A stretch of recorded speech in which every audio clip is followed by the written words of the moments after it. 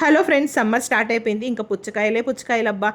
చల్లగా ఈ ఎండలకి పుచ్చకాయని పొట్టలోకి తోస్తూ ఉంటే ఆహా సూపర్గా ఉంటుంది కదా. నేను హాస్పిటల్ నుంచి వచ్చేటప్పుడు దారిలో పెద్ద గుంపు కనిపించింది. ఏంటబ్బా అని చూస్తే ట్రాక్టర్లో ఇలా పుచ్చకాయలు పెట్టుకొని అమ్ముతా ఉన్నారు, అప్పుడే ఫ్రెష్గా తీసుకొచ్చి. సో అందరు కొనుక్కుంటున్నారనమాట. మేము కూడా ఒకటి తీసుకొచ్చాము. ఇప్పుడే సీజన్ స్టార్ట్ కాబట్టి కాయలు కూడా చాలా ఫ్రెష్గా టేస్టీగా ఉంటాయి.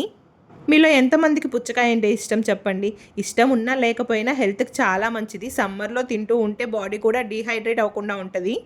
ఈ సమ్మర్కి ఐస్ క్రీమ్లు, కూల్ డ్రింక్లను ఎక్కువ తాగేస్తూ ఉంటాం కదా. అలా కాకుండా ఇలా ఫ్రూట్స్ నుంచి మన బాడీని హైడ్రేట్ చేసుకుంటూ ఉంటే హెల్త్కి కూడా చాలా మంచిది.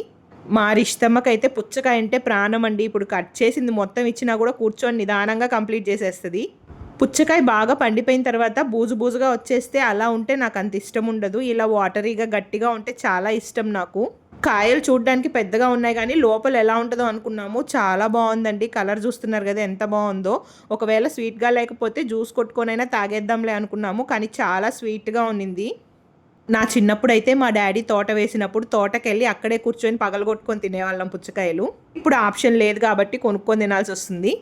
సమ్మర్ వచ్చేసింది కాబట్టి పిల్లలు పెద్దలు అందరూ కూడా బాడీని హైడ్రేటెడ్గా ఉంచుకొని జాగ్రత్తగా ఉండండి. Take care friends, bye bye.